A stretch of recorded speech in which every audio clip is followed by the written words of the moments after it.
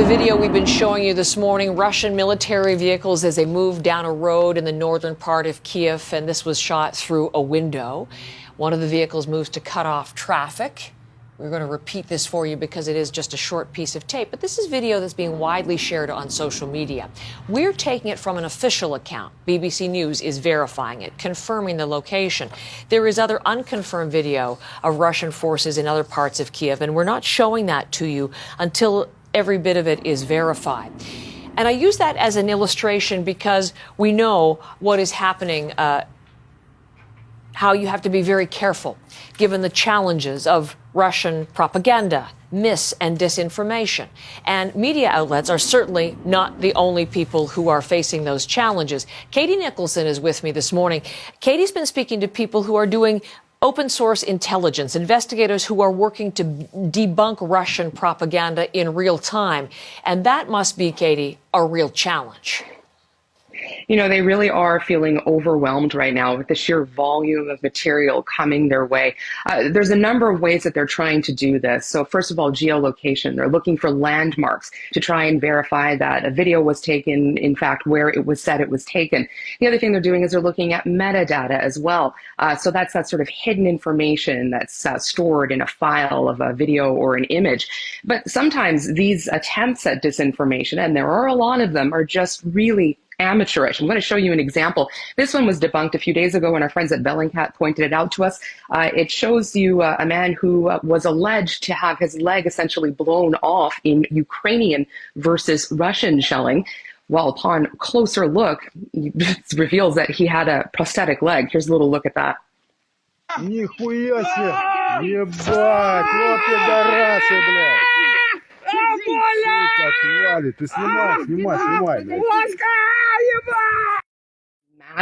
And it is designed to stir up anger and sentiment. There's a lot of this floating around and a lot of very dramatic and distressing images. And for Giancarlo Fiorella, who is with Bellingcat, he's one of the open source investigators. He says it's just been absolutely overwhelming. Here's Giancarlo.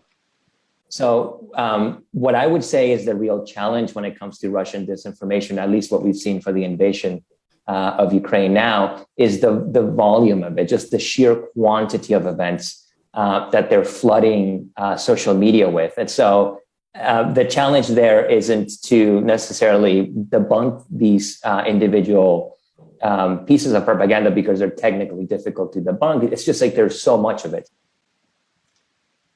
So what Bellingcat has decided to do is really triage all of this. So rather than just focus on debunking images, they're trying to work to verify images that show humanitarian concerns. So shelling of homes, shelling of hospitals.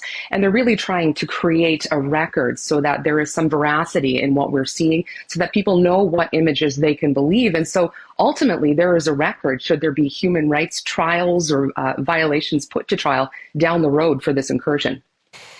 What is the purpose, Katie, of flooding these social media channels with all of this false and misleading information? You know, there are a lot of different purposes and a lot of different audiences in mind. One of the things it does is it sows chaos, so people don't know what to believe. The other thing it can do is it can try to bring people on side. You know, Putin is really trying to convince Russia that this was a good move. This is something they should do. So trying to speak to a Russian audience and say that Ukraine is aggressive in some of these videos. And, you know, this is an old tactic. Here's Professor Wesley Wark. The idea is in part to see if there's some part of the population that you can win over to your cause. And of course, the Russians are hoping that Russian speakers in the eastern part of Ukraine might be convinced by some of this propaganda campaign. And for the rest, a desire just to destabilize, throw confusion, throw fear and panic into the hearts of Ukrainians across the land. And then there's an international audience for these kinds of propaganda, disinformation campaigns. And the idea is there to win as many friends and supporters as you can. And, you know, there are hundreds of open source intelligence investigators working on Ukraine right now. We'll bring you some more of their stories later on today. Katie, thank you very much. Katie Nicholson with that part of the story in Toronto.